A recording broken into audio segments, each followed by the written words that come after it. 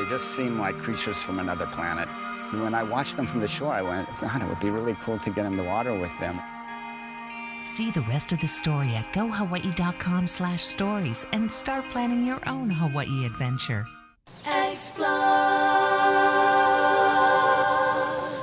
Well, how's this for something different?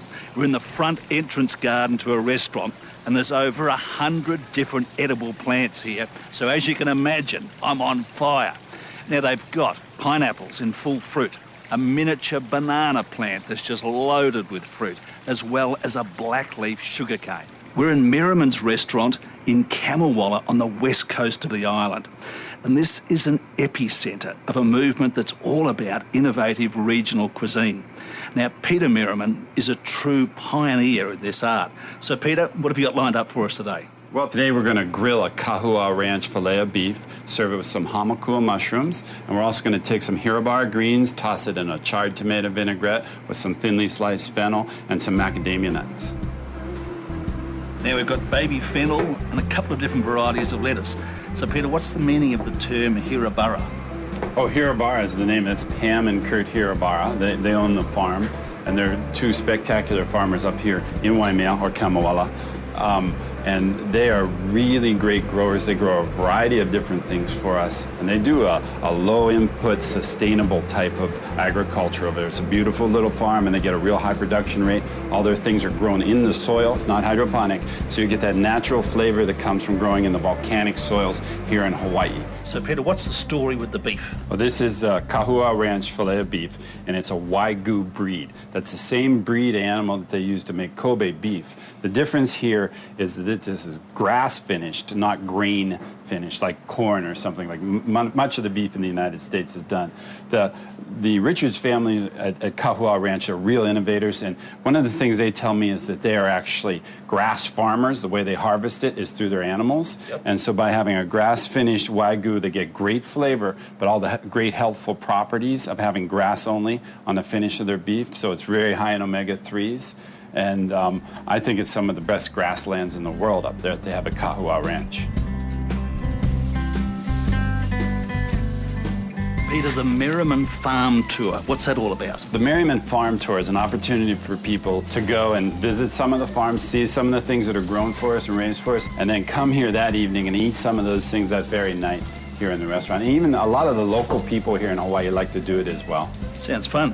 Well, I can see that this is just about ready to go, so I better get my apron off and get out in the restaurant so I can be served. What do you reckon? I think it'll be good.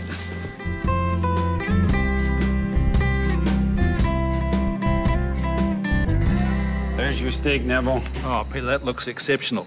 Well, if you'd like to find more details about the recipe as well as the farm tours, then go to our website for all the details. Well, Peter, I am going to enjoy every morsel of this. Thank you very much. Well, thank you, Neville. It's been great. Good on you.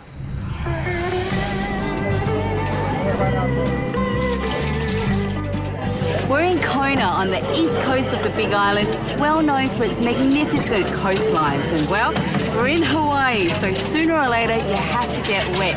So we've organised a perfect day out on the tropical waters to see what wonders there are for us to discover. I'm heading out to Kealakekua Bay, the largest sheltered natural bay on the Big Island. It's also a traditionally sacred site for the ancient Hawaiians, its name translating to mean the pathway of God, and it's not hard to see why. Its brilliant waters can be crystal clear, so much so that this spot is quickly earning the reputation of being the best snorkeling site on the Big Island. There is a monument to commemorate Captain Cook, who died here in 1779, and the only way to see it is by heading out to the bay. Getting yourself out into a boat like this means that you're really well looked after for the whole day. Not only do they take you to the most picturesque spots, all your equipment's included, and you get to do this.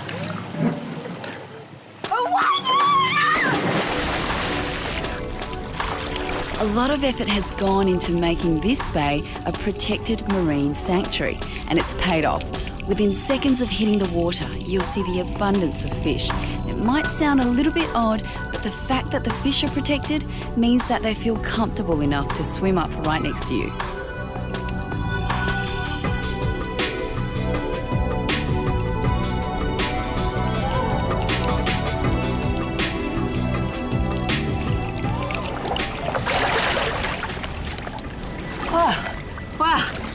place is just teeming with underwater life. The colours on the fish are just incredibly intense and really spoiled for a first-time snorkeler. But if you're the snorkeling or diving enthusiast, you've just got to put this on your list. To find out more about spending a day with Fairwind, visit our website and download the Stories fact sheet.